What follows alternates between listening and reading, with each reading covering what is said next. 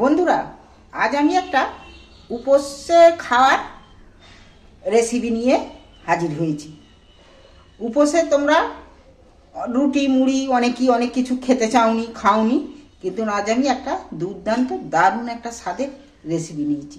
উপোসে যা খেয়ে ওইটা খেয়ে তৃপ্তি পাবে, মনে হবে না যে আমি এই খাইনি কি ওই খাইনি কি সেই খাইনি। দেখো বন্ধুরা, উপোস মাসের মধ্যে অনেকগুলোই রয়েছে। দুটো একাদশী পড়বে, অমাবস্যা, পূর্ণিমা, আরও অনেক কিছু উপোসের মধ্যে বারগত অনেক কিছুই থেকে থাকে মাসের মধ্যে। তার জন্যে আমি আজ অনেকে একাদশীতে ফল টল খেয়ে থাকে কিংবা কোনো সবজি খেয়ে থাকে। আজ আমি সেইরকম ধরনেরই একটা রেসিপি বানাবো, দারুণ, যাতে দারুণ স্বাদের, খেয়ে মন ভরে যায়, তৃপ্তি হয়, যাতে না মনে হয় যে আমি আজকে কিছু খাইনি। একটুখানি খেলেই কিন্তু সেইটা খেয়ে তৃপ্তি হয়ে যাবে। দেখো, আজ আমি নিয়েছি এখানে 100 গ্রাম সাবু নিয়েছি। এখানে 100 গ্রাম সাবু নিয়েছি। সাবুটা যদি কিছু থাকে তাই আমি বেছে পরিষ্কার করে নিয়েছি একটু। সাবুটা বড় দানা সাবু নিয়েছি, ছোট দানা নয়, বড় দানার সাবু 100 গ্রাম নিয়েছি। সাবুটাকে এবার আমি একটা জায়গার মধ্যে ধুয়ে ভিজুত দেবো। একে 1-2 ঘন্টার মতো আগে ভিজুত দিয়ে রাখতে হবে রেসিপিটা বানাতে গেলে। বন্ধুরা, আজকে রেসিপিটা পুরোটাই কিন্তু দেখবি, হ্যাঁ, এই সাবু কি বানাই দেখবি। এটা আমি ভালো করে প্রথম থেকে এই ভালো করে ধুয়ে জলটা ফেলে দিচ্ছি।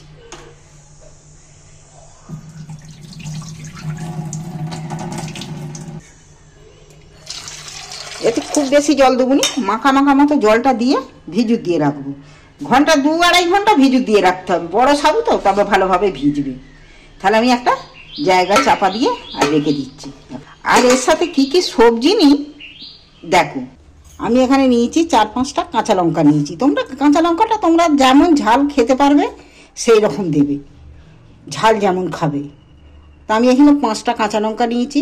গাজর সরু করে কেটে নিয়েছি। গাজর এই যে কেটে ধুয়ে পরিষ্কার করে নিয়েছি। আর আলু নিয়েছি, এখানে 2টো মাঝারি সাইজের আলু কেটে নিয়েছি। আলু ওই একইভাবে কেটে নিয়েছি। আর একটু মিষ্টি স্বাদ হবে বলে এখন তো রাঙালু উঠে গেছে, তাই আমি রাঙালুটাও দিয়েছি। একটু মিষ্টি ঝাল মিষ্টি হবে। তা আমি এই উপকরণগুলো নিয়েছি। এর মধ্যে আমি একটু নুন, সিন্দুক নুন আমি এখানে ব্যবহার করছি।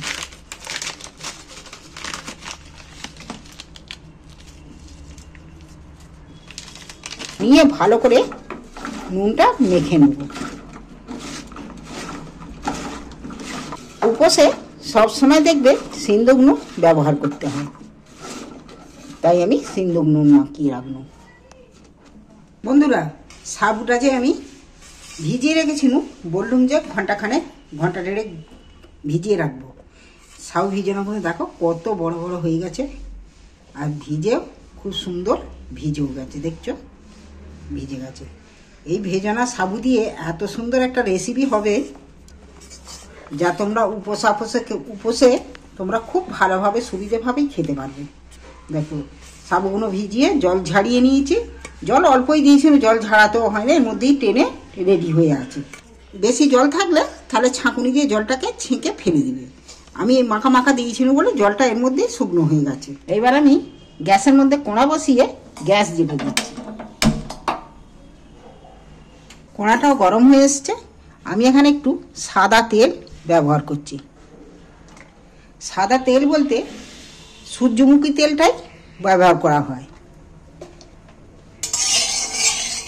তেলটা একটু ভালো করে গরম হোক, নাহলে সেই সাদা তেলের একটা গ্যাস সেইটা লাগবে। ভালোভাবেই গরম হয়ে গেছে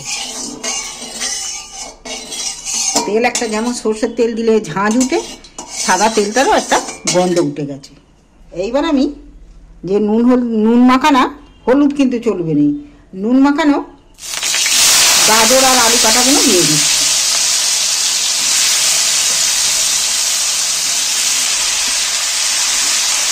এইবার আমি তেলের মধ্যে ভালো করে নাড়াচাড়া করে ভেজে নেব।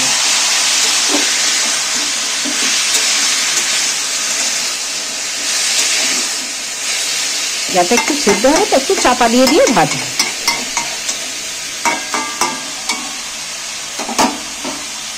আমি এই কাঁচিটা নিয়ে চাপা দিচ্ছি। একটু খুলে দেখছি, ওকে চাপা দিয়ে খুলেই এ করতে হবে, তবে নরম হবে, ভাজা হবে।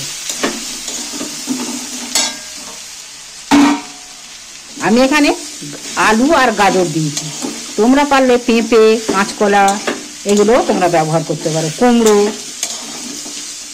আবারও আমি চাপা দেবো, একটু চাপা দিয়ে দিই, কিন্তু অনেকটা নরম হয়ে গেছে, আরও নরম হয়ে যাবে, ভাজাও হয়ে যাবে ভালো। এইভাবে চাপা দিয়ে দিয়ে ভাজবো। ভাজা হয়ে গেছে, এইবার আমি ভিজানো সাবুগুলো তুলে দিচ্ছি।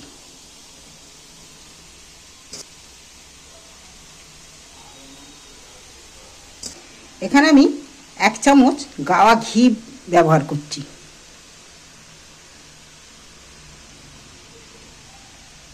তোমরা যদি পারো সম্পূর্ণটাই গাওয়া ঘি দিয়ে বানিয়ে নিতে পারো। আবারও আমি একটু চাপা দিয়ে দিচ্ছি। এটা দেখি, এবার একবার খুলে ঘেটে দেবো।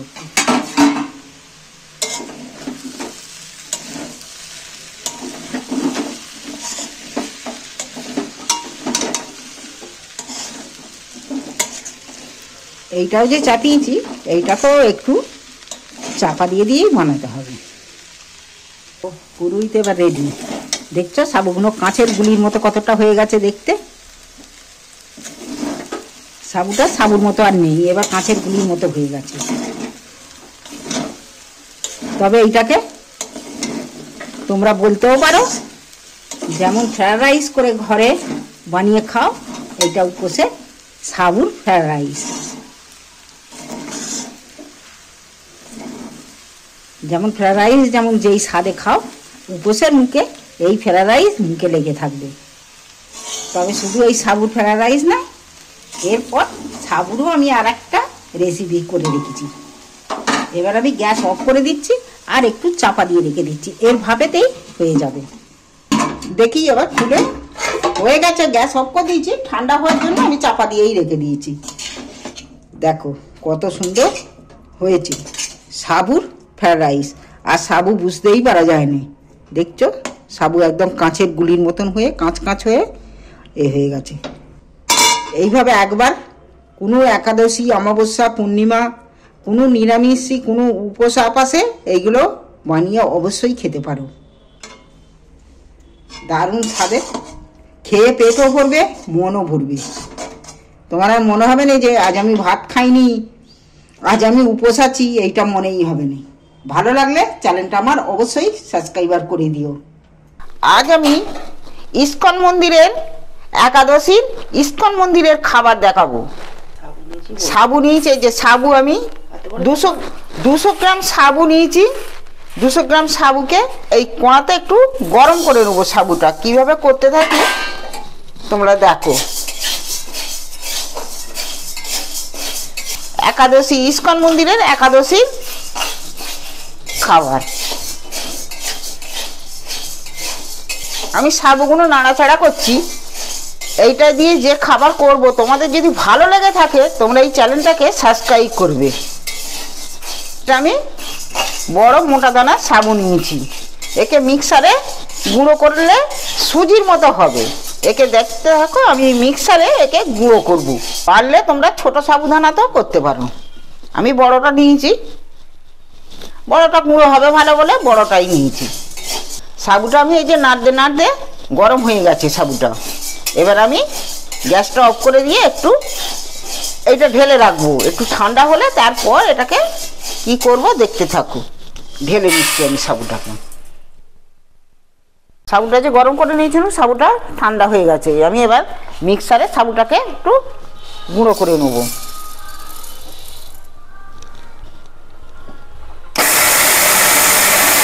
হয়ে গেছে, এবার আমি ঢেলে নিচ্ছি। সুজির মতো হয়ে গেছে। প্রথমেই আলু আমি সেদ্ধ করে নিয়েছি। নিয়ে এই আলু সেদ্ধকে ছাড়িয়ে এই 4 পিস আলুকে আমি এই সেই সাবুকে যে গুঁড়িয়ে রেখেছি, সুজির মতো পুরো দেখতে হয়েছে, তার সাথে আমি এই 4 পিস আলু তুলে নিয়েছি। নিয়ে আলুটা দিয়ে আর গরম জল দিয়ে মাখবো। আর এই আলুটাকে আমি ওর সাথে একটা তরকারি করব। আলু মরিচ ভুনা আমি নিরামিষে বঁটিতেই কেটে নিচ্ছি। এটা তোমরা পারলে ছুরিতে কাটবে, বঁটিতে কাটবে, যাতে করে হোক কেটে নেবে। খুন্তিতেও কেটে নিতে পারো, সেদ্ধ আলু তো। তবে আমি এগুলো সব করব সিন্দুক নুন দিয়ে। সিন্দুক নুনটা আমি কেন করে দেবো, ওটা মায়াপুরের ইস্কন মন্দিরে সব কিছু খেতে গেলে, ওই পালন করতে গেলে একাদশী ওরা ব্যবহার করে সিন্দুক নুন। যা কিছু করে সব সিন্দুক নুনের মধ্যে করে। বারবত করলে অমনি নুন খায়ও নি, সিন্দুক নুনই ব্যবহার করতে হয়। এই যে চৌকো চৌকো ছোট ছোট আমি কেটে নিয়েছি। এবার চলো আমি গ্যাস জেলে কিভাবে এটাকে তৈরি করব আলু মরিচ ভুনা। এই রেসিপিটা তোমরা একাদশী ছাড়া কোনো বারবত করলেও তোমরা এটা করে খেতে পারবে। প্রথমে গ্যাস জেলে কড়া বসিয়ে আমি একটু ঘি দিয়ে দিচ্ছি ওর মধ্যে।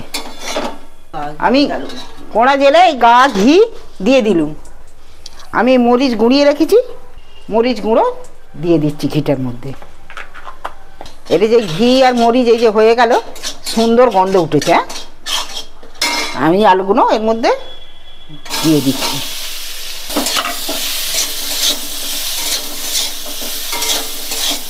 আলুগুলো নাড়াচাড়া করে এর মধ্যে একটু লাল লাল মতন হয়ে ভাজা হয়ে যাবে। আমি আলুটায় স্বাদ মতো নুন, এটা সিন্দুক নুন আমি ব্যবহার করছি।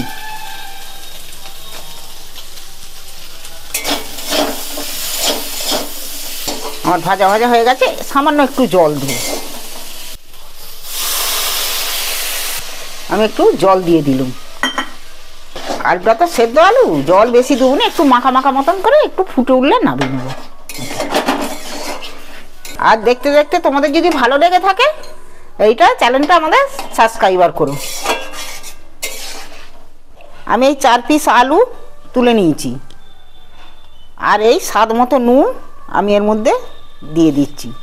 আলুগুলো আমি এর মধ্যে চেপে চেপে মাখলে আলুগুলো কোথাও না কোথাও ডালা হয়ে থাকবে, কিন্তু আমি এই চাঁচু নিয়ে নিচ্ছি। আমি এর মধ্যে আলুগুলো একটা একটা করে ফের তুলে নিচ্ছি, নিয়ে আমি চেঁচে নেব। নিলে আলুগুলো খুব নরম তুলতুলে হবে। দেখো আমার চাঁচা হয়ে গেল একদম, আলুটা একদম এর মধ্যে কোনো নেই। এইটা এর সাথে মাখলে খুব সুন্দর মাখা হবে। এবার আমি মেখে নিচ্ছি।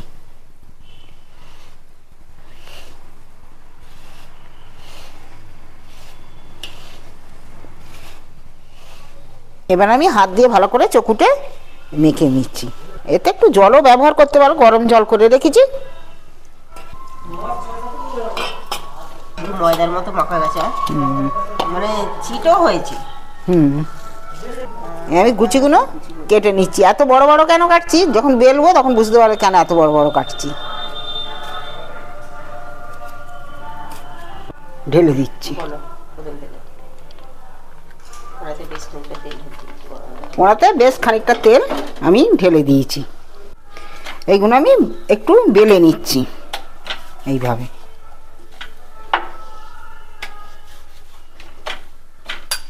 আমি এই গ্লাসের মাপ দিয়ে গোল গোল করে কেটে নিচ্ছি, তবে দেখতে খুব ভালো লাগবে। কত গোল সুন্দর গোল হয়েছে, দেখো কতটা সুন্দর গোল গোল হয়েছে।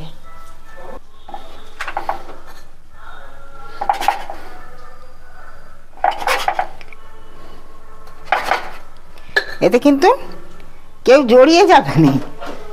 লুচি যেমন ময়দার বেলে রাখলে জড়িয়ে যায়, এতে জোড়াবে না। কত সুন্দর হয়েছে দেখছো, একদম নরম টুকটুক করছে, একদম পুরো লুচি হয়ে ফুলে উঠেছে।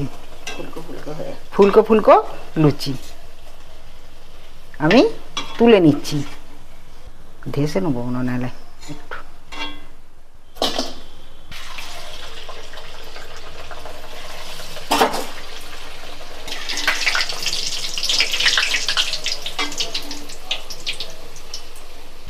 কারো গায়ে জড়ায় না, সুন্দর হচ্ছে।